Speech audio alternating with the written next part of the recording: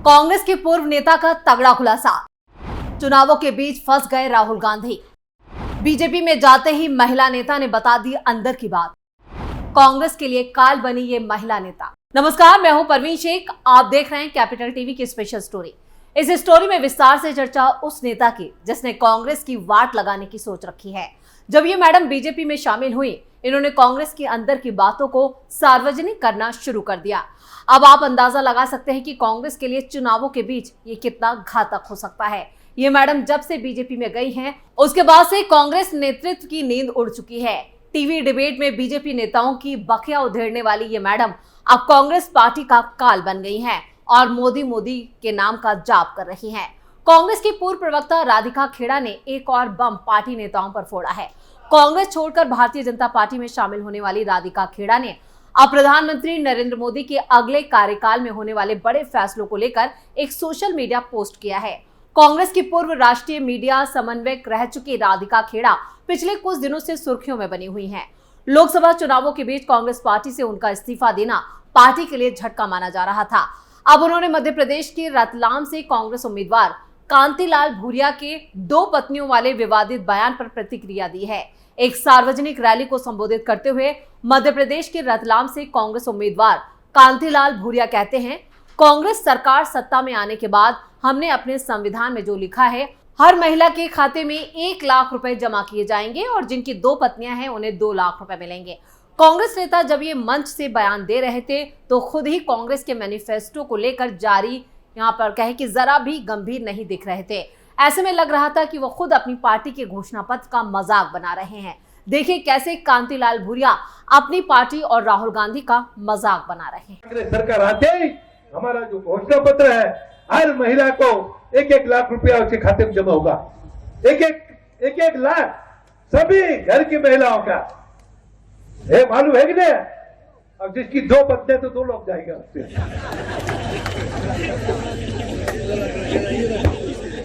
तो कांग्रेस ने हर महीने 18,000 रुपए देने की बात कही है और मजदूरी अभी 200, 300, 400 रुपया मजदूरी हमारे ग्रामीण क्षेत्र के सरकारी और गैर सरकारी 400 रुपया आपको, बिजली फ्री, जमीन का पट्टा आपको, पुराना कर्जा माफ। तो कांग्रेस नेता कांतिलाल भूरिया के इसी बयान पर प्रतिक्रिया देते हुए राधिका खेड़ा ने एक्स पर लिखा है, इसलिए ही समान नागरिकता कानून यूसीसी जरूरी है। चिंता मत करिए, प्रधानमंत्री नरेंद्र मोदी जी के अगले कार्यकाल में वो भी आ रहा है। अब राधिका खेड़ा ने कांग्रेस पर फिर तंज कसा। उन्होंने अपने एक और पोस्ट में कांग्रेस पर तंज कसते हुए लिखा है, कांग्रेस महिला की शिकायत पर कभी कार्रवाई नहीं करती है। कांग्रेस सिर्फ उन महिलाओं को मजबूर करती है पार्टी छोड़ने के लिए या उन्हें निकाल देती है। अंकिता दत्ता लगे हाथ उन पे अनर्गल इल्जाम भी लगाती है। इतिहास साक्षी है, नारी का अपमान संपूर्ण वंश के विनाश का कारण बन जाता है।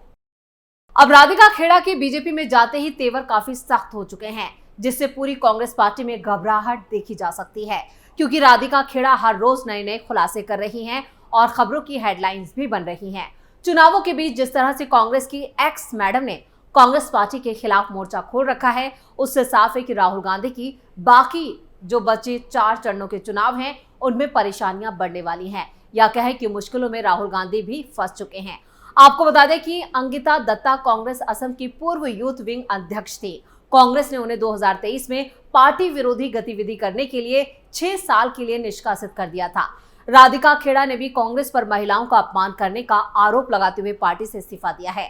लोकसभा चुनाव 2024 के दौरान कांग्रेस से इस्तीफा देने वाली राधिका खेड़ा ने अब कांग्रेस पार्टी को लेकर विस्फोटक खुलासा कर दिया।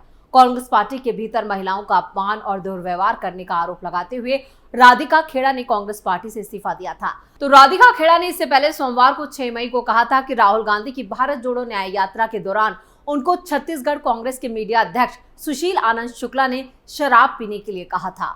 इतना ही नहीं, उन्होंने ये भी आरोप लगाया कि सुशील आनंद शुक्ला ने उनके साथ दुर्व्यवहार किया और गालियां दी थी।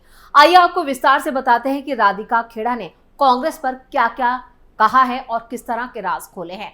कांग्रेस पार्टी से अपने इस्तीफे पर सोमवार 6 मई को राधिका खेड़ा ने प्रेस क्लब दिल्ली में मीडिया से बात की थी। राधिका खेड़ा ने कहा था, राहुल गांधी की भारत जोड़ो न्याय यात्रा के दौरान छत्तीसगढ़ कांग्रेस के मीडिया अध्यक्ष सुशील आनंद शुक्ला ने मुझे शराब पीने का ऑफर किया था और वो 5 से 6 पार्टी कार्यकर्ताओं के साथ नशे की हालत में मेरे कमरे का दरवाजा खटखटा रहे थे। मैंने सचिन पायलट और जयराम रमेश को सूचित किया, लेकिन मुझे बाद में एहसास हुआ कि मुझे नजरअंदाज कर दिया गया क्योंकि मैं पार्टी की हिंदू विरोधी विचारधारा का पालन नहीं करती। राधिका खेड़ा यही नहीं रुकी, उन्होंने आगे कहा कि मैं राहुल गांधी और प्रियंका गांधी वाड्रा से 3 साल से वक्त मांग रही हूं, लेकिन उनमें से कोई भी मुझसे मिलने को तैयार नहीं है। मुझे हमेशा एक कार्यालय से दूसरे कार्यालय भेजा जाता था। यहाँ तक कि राहुल गांधी न्याय यात्रा भी किसी से नहीं मिलते थे। वो आते थे और 5 मिनट के लिए लोगों के साथ हाथ मिलाते थे और अपने ट्रेलर में वापस चले जाते थे। उनकी न्याय यात्रा नाम मात्र के लिए थी। राहुल की भारत जोड़ो न्याय यात्रा को लेकर राधिका खेड़ा ने ऐसी बातें कही हैं जिन्हें सुनकर राहुल गांधी के भी कान खड़े हो गए होंगे और वो भी समझ चुके हैं कि ये महिला नेता उन्हें बर्बाद करके रख देगी। कांग्रेस की एक्स मैडम यही नहीं रुकी, उन्होंने आगे कहा कि मुझे लगता है कि वो सिर्फ एक ट्रैवलर ब्लॉगर बनना चाहते हैं और वो यात्रा कर रहे थे, वहां ब्लॉगिंग की। मैंने प्रियंका गांधी से मिलने की कोशिश की, लेकिन वो किसी से नहीं मिली। वो कहती हैं लड़की हूं, लड़ सकती हूं, लेकिन लड़की हो तो पिटोगी, कांग्रेस का ये नारा है। राधिका खेड़ा ने प्रेस कॉन्फ्रेंस में आगे कहा कि मैंने सबसे पहला काम ये किया कि मैंने सचिन पायलट को फोन किया, लेकिन उन्होंने मुझसे बात तक नहीं की। उनके पीए ने मुझे बताया कि सचिन पायलट बिजी हैं। उनके पीए की किसी से बातचीत हुई थी, वहां उन्होंने मुझे घटना के बारे में कुछ भी नहीं बोलने दिया, अपना मुंह ना खोलने के लिए कहा। इसके बाद मैंने भूपेश बघेल, पवन खेड़ा और जयराम रमेश को फोन किया, लेकिन उनमें से भी किसी ने जवाब नहीं दिया। बाद में भूपेश बघेल ने मुझसे वापस फोन किया और मैंने उनको बताया कि मैं राजनीति छोड़ना चाहती हूँ, लेकिन उन्होंने मुझे छत्तीसगढ़ छोड़ने के लिए कहा और तब मुझे समझ आया कि ये सब सिर्फ एक साजिश थी। राधिका खेड़ा ने कहा कि 30 अप्रैल 2024 को मैं छत्तीसगढ़ कांग्रेस के मीडिया चेयरमैन सुशील आनंद शुक्ला से बात करने गई थी, लेकिन उन्होंने मेरे साथ दुर्व्यवहार करना शुरू कर दिया और मुझे गालियां दी। मैं बहुत चिल्लाया भी और लोगों ने कहा कि नीचे जाओ और महासचिव को बुलाओ, लेकिन किसी ने मेरी नहीं सुनी। उसके बाद मैंने अपना फोन निकाला और कहा कि मैं आपकी रिकॉर्डिंग कर रही हूँ, तो सुशील आनंद शुक्ला ने इशारा किया और उस कमरे में मौजूद 2 और लोगों ने मुझे कमरे में बंद कर दिया। अंदर कमरा लगभग 1 मिनट तक बंद रहा और मेरे साथ दुर्व्यवहार किया गया। तीनों आदमी उठकर मेरी ओर आए और मैं चिल्लाती रही, लेकिन किसी ने दरवाजा खोलने की कोशिश नहीं की।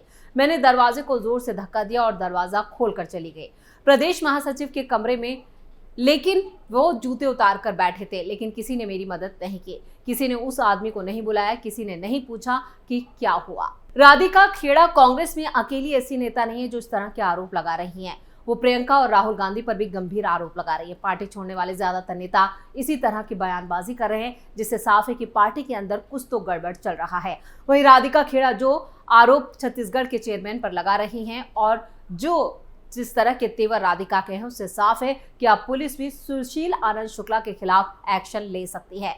वहीं राधिका भी पुलिस का दरवाजा खटखटा सकती है, जिससे न सिर्फ कांग्रेस की फजीयत होगी बल्कि राहुल भी लपेटे में आ सकते हैं। स्पेशल स्टोरी में इतना ही। वीडियो को लाइक करें, शेयर करें और अगर कैपिटल टीवी को सब्सक्राइब नहीं किया है तो जल्दी से सब्सक्राइब करें। नमस्कार।